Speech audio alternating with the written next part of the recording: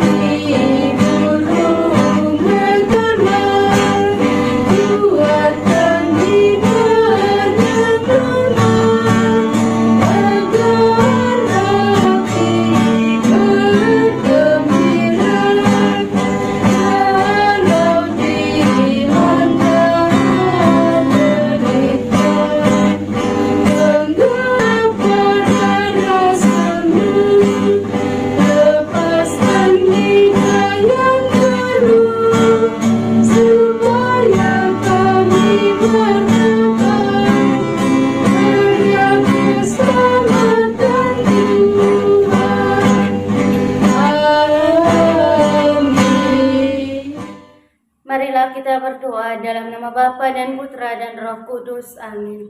Utuslah Roh-Mu ya Tuhan, maka semuanya akan dijadikan lagi, dan Engkau akan membaharui muka bumi. Marilah kita berdoa. Ya Allah Bapa di surga, kami bersyukur kepadamu, karena Engkau masih senantiasa menjaga dan memberkati kami hingga saat ini. Sebentar lagi ya Tuhan, kami akan mendengarkan sabda-Mu. Kami mohon kepadamu, bukalah mata hati dan pikiran kami, agar kami boleh merenungkan sabda-Mu dan bisa mewujud nyatakannya dalam kehidupan kami setiap hari. Nama-Mu yang kudus kami puji kini dan sepanjang masa. Amin. Sapaan Sabda Tuhan Diambil dari Injil Yohanes bab 3 ayat 14 sampai dengan 21. Percakapan dengan Nikodemus. Dan sama seperti Musa meninggikan ular di padang gurun, demikian juga Anak Manusia harus ditinggikan, supaya setiap orang yang percaya kepadanya beroleh hidup yang kekal. Karena begitu besar kasih Allah akan dunia ini, sehingga Ia telah mengaruniakan Anaknya yang tunggal, supaya setiap orang yang percaya kepadanya tidak binasa, melainkan beroleh hidup yang kekal. Sebab Allah mengutus Anaknya ke dalam dunia, bukan untuk menghakimi dunia, melainkan untuk menyelamatkannya oleh Dia. Barang siapa percaya kepadanya, ia tidak akan dihukum. Barang siapa tidak percaya, ia telah berada di bawah hukuman, sebab ia tidak percaya dalam nama Anak Tunggal Allah. Dan inilah hukuman itu: terang telah datang ke dalam dunia, tetapi manusia lebih menyukai kegelapan daripada terang, sebab perbuatan-perbuatan mereka jahat. Sebab barang siapa berbuat jahat, membenci terang, dan tidak datang kepada terang itu, supaya perbuatan-perbuatannya yang jahat itu tidak nampak.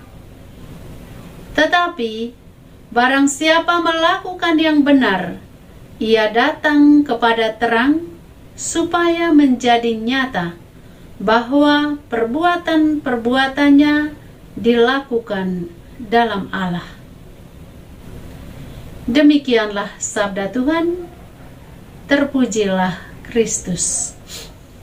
Bapak, Ibu, saudara-saudariku yang terkasih, selamat hari Minggu untuk kita semua. Kita baru saja mendengarkan sabda Tuhan yang berbicara tentang perjumpaan Yesus dan Nikodemus. Kisah tentang percakapan Yesus dan Nikodemus yang dikisahkan oleh penginjil Yohanes hari ini tentu saja sangat menarik.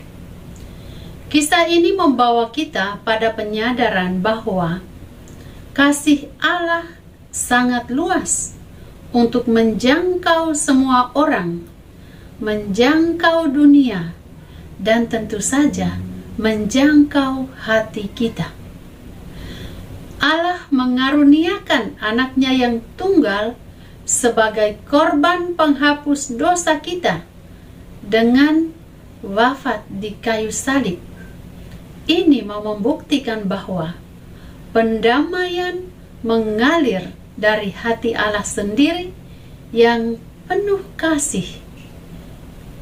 Allah menunjukkan kasih-Nya kepada kita manusia yang berdosa dan yang lemah ini.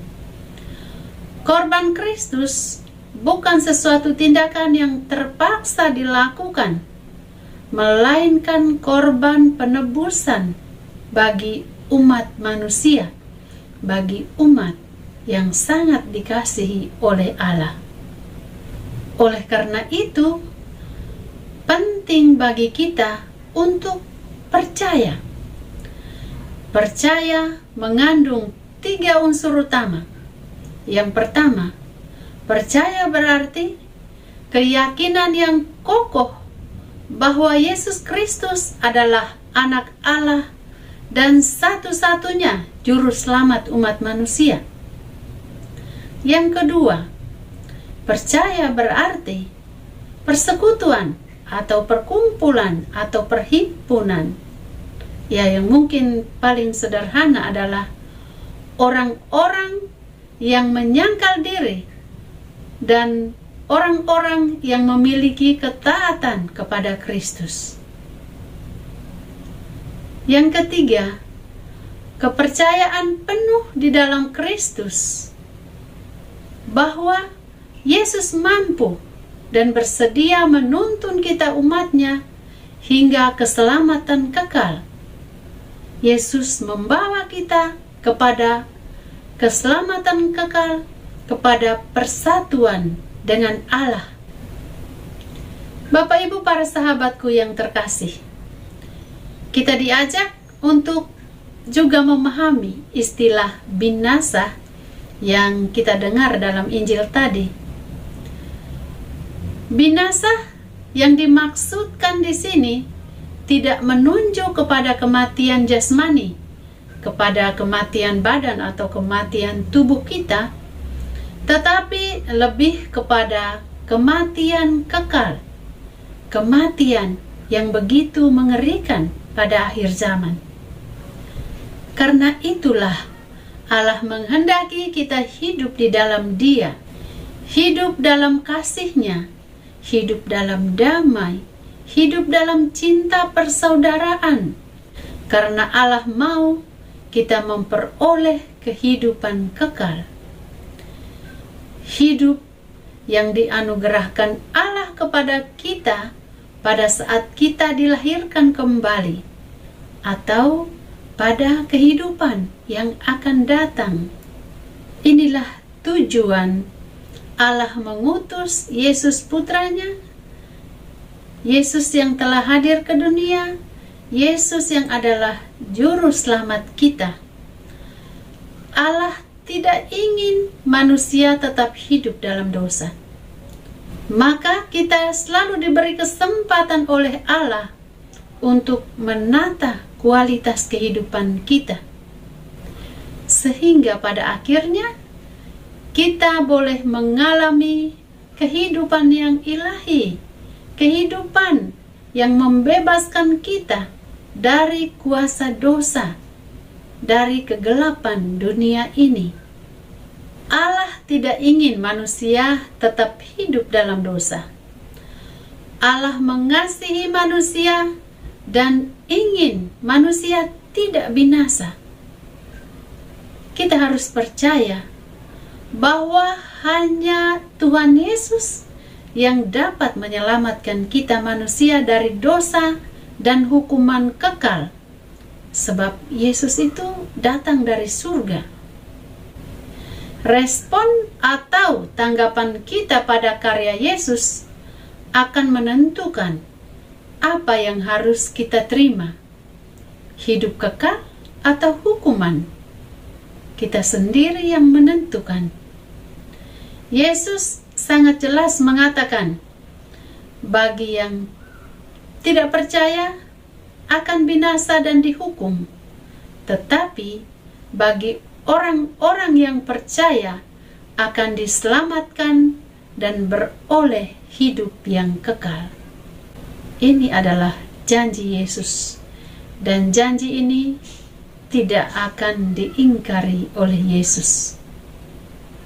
Bapak Ibu para sahabatku yang terkasih, mari kita menentukan pilihan kita. Tentukan pilihan yang tepat. Yang sudah percaya pada Yesus, percayalah dengan sungguh. Yang percaya Yesus namun masih ragu-ragu, masih bimbang, atau barangkali masih setengah-setengah, Tuhan sedang memberi kita kesempatan untuk percaya penuh pada Dia. Dan bagi yang belum percaya, tentukan pilihan dengan pasti. Jangan setengah ke sini, setengah ke sana. Tetapi tentukan, kalau memang belum memiliki rasa percaya pada Yesus, tentukan mau 100% percaya Yesus atau tidak sama sekali. Tetapi kita perlu menyadari bahwa proses untuk menuju kepada kepercayaan penuh pada Yesus ini juga satu kesempatan yang selalu Tuhan siapkan untuk kita. Maka kembali kepada ajakan saya tadi. Kalau masih ragu-ragu, mantapkan diri bahwa Yesuslah satu-satunya juru selamat kita. Tuhan Yesus senantiasa memberkati kita. Marilah kita menyampaikan doa-doa dan permohonan kita. Kita berdoa untuk semua mereka yang sedang sakit, baik di rumah sakit maupun di rumah mereka masing-masing. Kita mohon kiranya melalui jamahan tangan para dokter, para perawat, dan juga sanak keluarga yang merawat, mereka boleh mengalami kesembuhan pada waktunya. Dan juga semoga Tuhan boleh memberikan kepada mereka rahmat kekuatan, agar mereka mampu menyatukan segala penderitaan yang dialami bersama dengan penderitaan Yesus yang tersalib. Marilah kita mohon, kabulkanlah doa kami ya Tuhan. Kita juga berdoa untuk keluarga-keluarga yang sampai saat ini masih diliputi dengan berbagai persoalan, baik karena kekerasan dalam rumah tangga maupun karena hutang piutang yang meliputi rumah tangga mereka. Kita berdoa semoga mereka boleh menemukan jalan keluar yang terbaik untuk menyelesaikan setiap persoalan yang terjadi dalam rumah tangga mereka. Marilah kita mohon, kabulkanlah doa kami ya Tuhan. Kita juga berdoa untuk kita semua, semoga dalam menjalankan setiap tugas dan pekerjaan, usaha dan karya yang kita tekuni boleh diberkati oleh Tuhan dan kiranya boleh mendapatkan hasil yang baik demi mencukupi kebutuhan dalam rumah tangga dan juga komunitas kita masing-masing. Marilah kita mohon, kabulkanlah doa kami ya Tuhan. Mari kita berdiam diri sejenak untuk menyampaikan doa dan permohonan kita secara pribadi.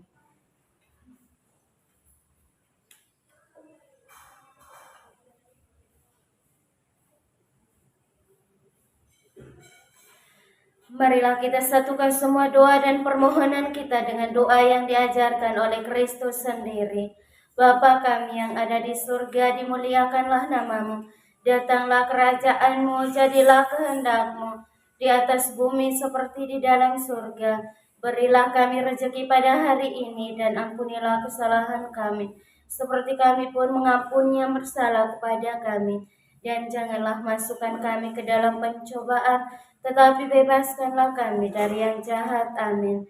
Salam Maria, penuh rahmat, Tuhan sertamu. Terpujilah engkau di antara wanita, dan terpujilah buah tubuhmu, Yesus. Santa Maria, Bunda Allah, doakanlah kami yang berdosa ini, sekarang dan waktu kami mati. Amin. Kemuliaan kepada Bapa dan Putra dan Roh Kudus, seperti pada permulaan, sekarang, selalu, dan sepanjang segala abad. Amin. Yesus Kristus, anak Allah yang hidup terang dunia, aku sembah sujud kepadamu. Untuk engkau aku hidup, untuk engkau aku mati. Yesus Kristus, anak Allah yang hidup terang dunia, aku sembah sujud kepadamu. Untuk engkau aku hidup, untuk engkau aku mati. Yesus Kristus, anak Allah yang hidup terang dunia, aku sembah sujud kepadamu. Untuk engkau aku hidup, untuk engkau aku mati.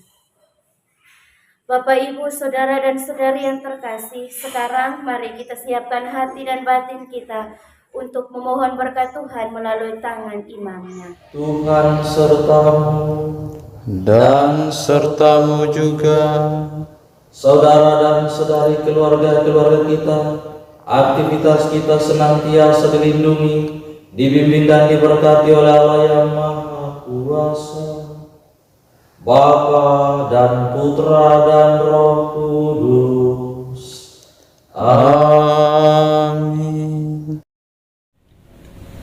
Terima kasih Bapak Ibu, para sahabatku yang terkasih, telah hadir bersama dengan kami dalam doa dan permenungan kita pada hari ini.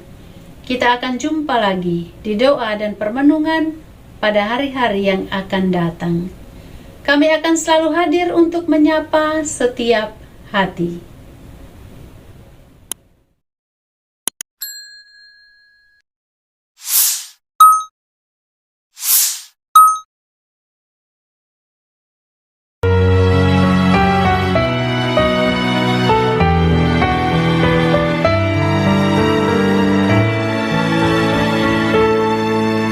Dikala hati terasa hampa, Doa jadi kekuatan ketika terbersit sejuta angan. Doa jadi tempat curahan di saat raga terasa lelah. Doa tempat pengharapan, tinggallah dalam doa kami, oh Tuhan. Doa kekuatanku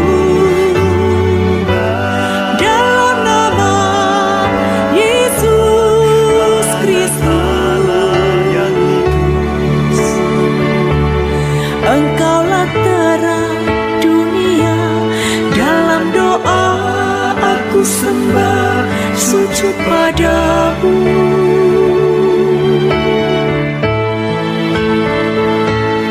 Doa kekuatanku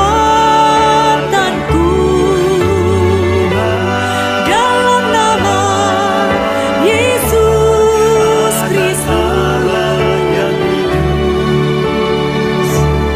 Untuk Engkau aku hidup, untuk Engkau aku mati.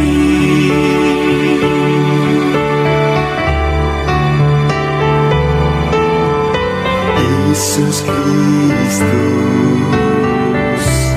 anak